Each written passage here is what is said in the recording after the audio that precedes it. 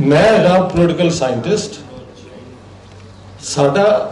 साडी कोशिश होती है कि एक खास इवेंट जोड़ा होया जिस तरह के पार्टीशन है उन्होंने जनरल या यूनीवर्सल प्रिंसिपल तो लैके पर्टिकुलर ते आईए। मतलब कि ये मेरा पंजाब दे विच जो होया 1947 एक हद तक यूनीक है, किधर होर नहीं होया। लेकिन क्या जेनोसाइड एथनिक क्लेंजिंग सिर्फ पंजाब विच हुई है? तारीख विच होंदी रही है। लिहाजा वो किहड़े हालात होंदे ने जिथे इंसान दरिंदा बन जाता है और किहड़ी वो सोच है जिहड़ी इंसान नूं दरिंदा करांदी है। इस नूं जे असीं समझ लईए तो पार्टीशन पंजाब दी क्यों इन्नी खूनी हुई।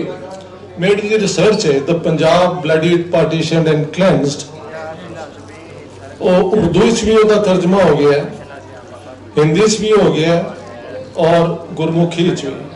गुरमुखी से उसका टाइटल है वड्डिया कटिया पंजाब। लिहाजा तीनों जड़ियां साडी मेन जुबाना ने ਉਹਦੇ ਚ अवेलेबल है।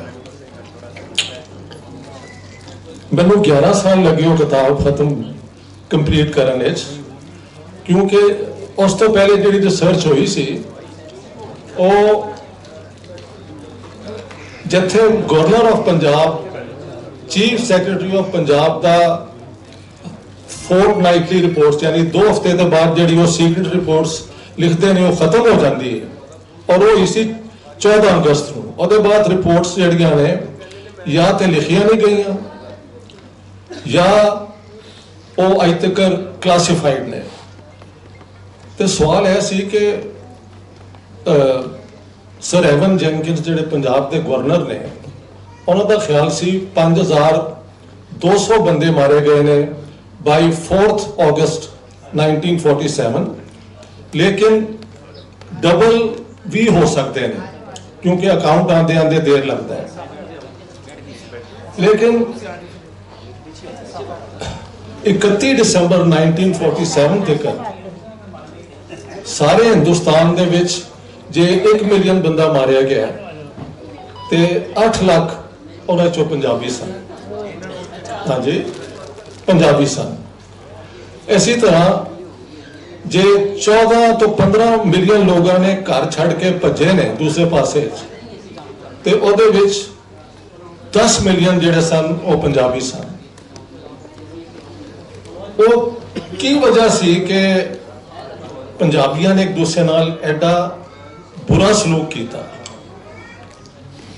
ਉਹਦੇ ਲਈ ਤੁਹਾਨੂੰ मेरी किताब पढ़नी पएगी, लेकिन ਇਹਦੀ बैकग्राउंड जान नूं ਜਿਹੜੀ 2-3 ਗੱਲਾਂ कल भी हुई अज भी हुई। एक डोमिनेंट फैक्टर है पंजाबी जुबान का, जो कल साबित होया कि ईस्ट पंजाब दे विच उस जुबान दे विच यूनिवर्सिटी लैवल पर पढ़ाया जा रहा है, PhDs होंदियां ने, ऑफिशियल कारोबार पंजाबी च होंदा है। ਇਹਦੇ बरक्स साडे पासे सुनिया हुण जून दे विच कोई इजाजत मिली है कि तुसी असैंबली जे चाहो तो पंजाबी तकरीर कर सकते हो, लेकिन अज तक उसके बाद किसी ने की नहीं। So how do we explain कि पाकिस्तान बनने के बाद पंजाबी नाल यह सलूक होया। हिंदुस्तान दे विच पंजाबी जिहड़ी है वो एक पूरी स्टेट की जुबान है। कुछ कड़वियां गल्लां मैं करांगा क्योंकि इहदे कदे बगैर गल बनती नहीं। यानी 1928 मोती लाल नेहरू रिपोर्ट जिहड़ी तैयार हुई सी ਉਹਦੇ ਚ यार चुप कराओ। हाँ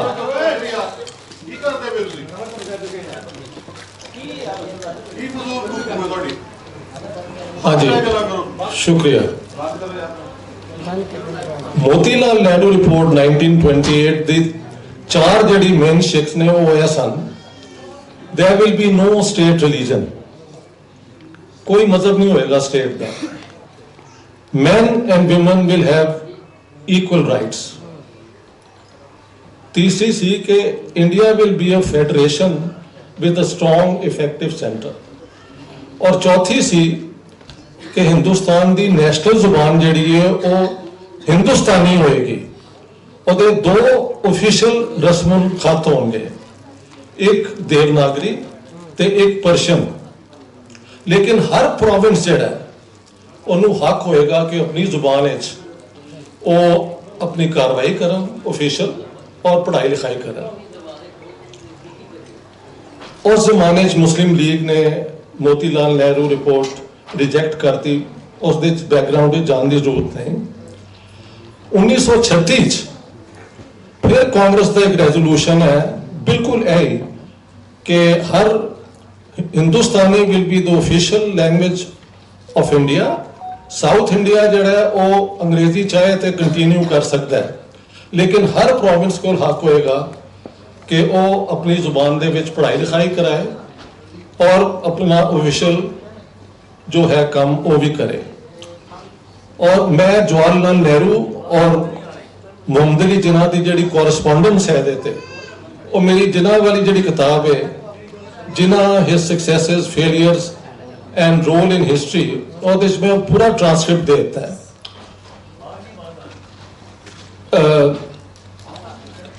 नेहरू का रिस्पॉन्स है कि तुहाडी हर गल असीं मान लईए, there will be no state religion, और तुसीं कहंदे हो उर्दू ते वो भी असीं मानने आ कि will be one of the scripts Hindustani ज्यादा।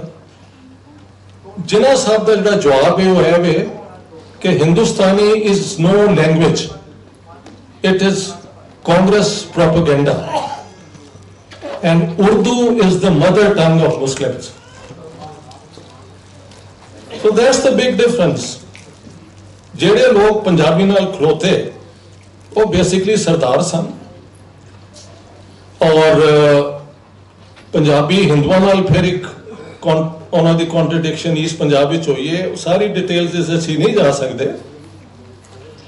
एक इस कॉन्फ्रेंस मैं देखा जेडे सलाम अलैकुम होए ने, सलाम अलैकुम सत श्री अकाल, लेकिन यह नोट करो कि पंजाब की जिहड़ी यूनाइटेड पंजाब की पॉपूलेशन सी उहदे च सिखां की पॉपूलेशन ब्रिटिश एरिया 13.2 ते जे प्रिंसली स्टेट्स इंक्लूड कर लो तो 14.1 सी। हिंदू जिहड़े सन पंजाबी उन्हां दी पॉपूलेशन 29% सी। ते नमस्कार भी सानू कहना चाहिए, इत्थे राजन खन्ना जी साडे बॉम्बे तो आए ने। जे तुसीं पंजाबीयत विच यकीन रखते हो, और एक पैनल जिहड़ा है वो सर गंगा राम नू भी डिस्कस करेगा जिहदी मैनूं बहुत खुशी है। तुहानूं याद रहे कि सर गंगा राम ना सिर्फ हिंदू सन बल्कि वो यूपी तो सन originally, he was not even Punjabi speaking, लेकिन उन्हां दा पंजाब ते इन्ना करम है। मैं कहना हुंदा कि पिछले 1000 साल विच किसी दी इन्नी खिदमत नहीं लाहौर लई ते पंजाब लई जिन्नी एक बंदे दी है, सर गंगा राम दी। इसी तरह तुसीं देखो लाला लजपत राय ने अपनी वालदा दी याद दे विच गुलाब देवी अस्पताल बनाया, वो अज भी वसदा है। बिल्कुल इस दे बाहर ही है। एक सरदार जी सन किंग एडवर्ड मैडिकल कॉलेज विच, उन्हां दी वाइफ प्रेगनेंसी च उन्हां दी डेथ हो गई। उन्होंने उन्हां दी याद विच जानकी देवी मैटरनिटी हॉस्पिटल बनाया है गड़ी शाह दे विच। ते मैं वो नाम ले रहा जिहड़े बहुत वड्डे नाम ने। मेरा 2 दिन पहले मैं वीडियो बनाया सी भाई राम सिंह ते, जिन्हां दे बहुत वड्डे आर्कीटैक्ट सन।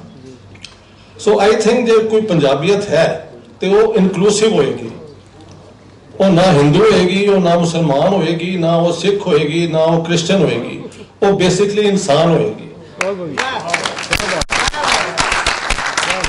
लेकिन होया कि मुस्लिम लीग ने स्टैंड लिया कि Urdu is the mother tongue of Muslims. ਇਹਦੇ बाद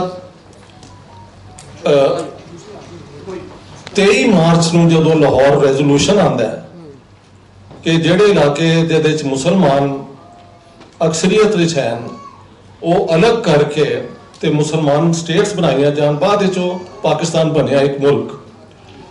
ਤੇ ਉਹਦੇ ਇੱਕ ਹਫ਼ਤੇ ਬਾਅਦ ਸਿੱਖ ਨੈਸ਼ਨਲਿਸਟ ਪਾਰਟੀ ਦੇ ਜਿਹੜੇ ਸਦਰ ਸਨ ਸਰਦਾਰ ਸੁੰਦਰ ਸਿੰਘ ਮਜੀਠੀਆ, ਉਹਨਾਂ ਦਾ ਬਿਆਨ ਹੈ ਕਿ ਜੇ ਮੁਸਲਮਾਨ ਹਿੰਦੁਸਤਾਨ ਨੂੰ ਆਪਣਾ ਘਰ ਨਹੀਂ ਸਮਝਦੇ ਤੇ ਇਸ ਪੰਜਾਬ ਵਿੱਚ ਜਿਹੜੇ ਇਲਾਕੇ 'ਚ ਸਿੱਖ ਔਰ ਹਿੰਦੂ ਮੈਜੋਰਿਟੀ ਹਨ ਉਹ ਅਸੀਂ ਪਾਕਿਸਤਾਨ ਦਾ ਹਿੱਸਾ ਨਹੀਂ ਬਣਨ ਦਿਆਂਗੇ। ਲਿਹਾਜ਼ਾ ਇਹ ਆਲਰੇਡੀ 23 ਮਾਰਚ ਦੇ ਬਾਅਦ ਇਹ ਡਿਮਾਂਡ ਸਿੱਖਾਂ ਵੱਲੋਂ ਆ ਗਈ। ਕ੍ਰਿਪਸ ਮਿਸ਼ਨ ਦੇ ਅੱਗੇ ਵੀ ਆਈ ਪੁਆਇੰਟ ਆਫ ਵਿਊ ਲਿਆ ਗਿਆ। ਪਾਕਿਸਤਾਨ ਕਿਉਂ ਬਣਿਆ? ਇਹ ਬੜਾ ਵੱਡਾ ਸਵਾਲ ਹੈ। ਕਿ ਮੁਸਲਮਾਨਾਂ ਨੂੰ ਅੰਗਰੇਜ਼ਾਂ ਨੂੰ ਕੋਈ ਮੁਸਲਮਾਨਾਂ ਨਾਲ ਪਿਆਰ ਸੀ? ਕਿਉਂਕਿ let me say one thing and I challenge anyone, Muslim League ਨੇ ਇੱਕ ਘੰਟੇ ਲਈ ਅੰਗਰੇਜ਼ਾਂ ਦੇ ਖਿਲਾਫ ਨਾ ਜਲੂਸ ਕੱਢਿਆ, ਨਾ ਐਜੀਟੇਸ਼ਨ ਕੀਤੀ, ਨਾਟ ਐਟ ਆਲ। ਜਾਂਦੇ ਜਾਂਦੇ ਇੰਡੀਆ ਦੇ ਟੁਕੜੇ ਕਰਕੇ ਐਡਾ ਵੱਡਾ ਮੁਲਕ ਉਹ ਦੇ ਗਏ, ਕਿਸ ਵਾਸਤੇ? ਇਹ ਇੱਕ ਬਹੁਤ ਵੱਡਾ ਸਵਾਲ ਹੈ ਜਿਹੜਾ ਮੇਰੀ ਕਿਤਾਬ ਵਿੱਚ ਇਸ ਦਾ ਜਵਾਬ ਮਿਲਦਾ ਹੈ।